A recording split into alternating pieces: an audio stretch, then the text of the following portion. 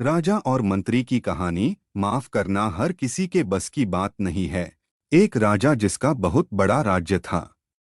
कोई कमी नहीं थी, जो भी हुक्म करते वही हो जाता था।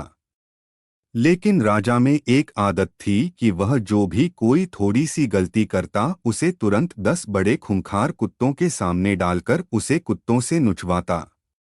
राजा बड़े गुस्से वाला था। राजा की इस आदत से सभी परेशान थे। राजा का मंत्री भी राजा की इस आदत की आलोचना करता था। एक दिन उसी मंत्री से कोई गलती हो गई। राजा को गलती का पता चला तो राजा ने तुरंत हुक्म दिया कि जाओ, मंत्री को कुत्तों के सामने ले जाओ।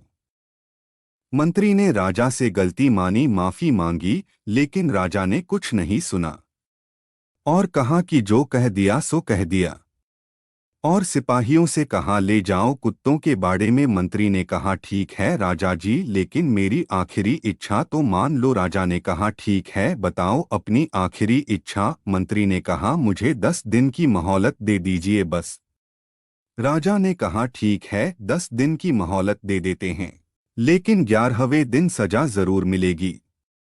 मंत्री 10 दिन तक राजा के पास नहीं आया और 11वें दिन राजा के सामने पेश हो गया।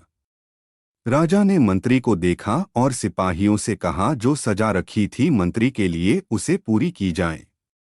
सिपाही मंत्री को कुत्तों के बाड़े में लेकर गए। कुत्तों को भी खोल दिया गया, लेकिन कुत्ते मंत्री पर प्रहार करने के बजाय मंत्री से प्यार से पेश आ रहे थे।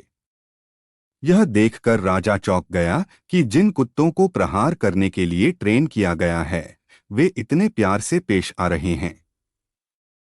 राजा ने मंत्री से कहा कि ये चमत्कार कैसे हो गया, इन कुत्तों को क्या हो गया है। मंत्री ने जवाब दिया कि इन 10 दिनों में मैंने इन कुत्तों की बहुत सेवा की है, इन्हें खाना खिलाया, नहलाया। अब इन कुत्ते जान चुके हैं कि मैं इनके लिए कुछ अच्छा करता हूं, ना कि बुरा। ये मुझ पर प्रहार नहीं करेंगे।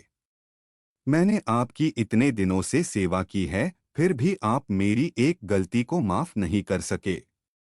आपसे ज्यादा अच्छे तो ये कुत्ते हैं, जो अच्छा और बुरे को पहचानते हैं। राजा यह सब देखकर बड़ा शर्मिंदा हुआ। ये कहानी हमें सिखाती है कि हमें हमेशा सोच समझकर फैसले लेने चाहिए। किसी की एक गलती को लेकर ही उसे जिंदगी भर के लिए सजा नहीं देनी चाहिए, बल्कि उसे माफ करने की हिम्मत रखनी चाहिए। कैसी लगी आपको ये कहानी कमेंट करके जरूर बताएं।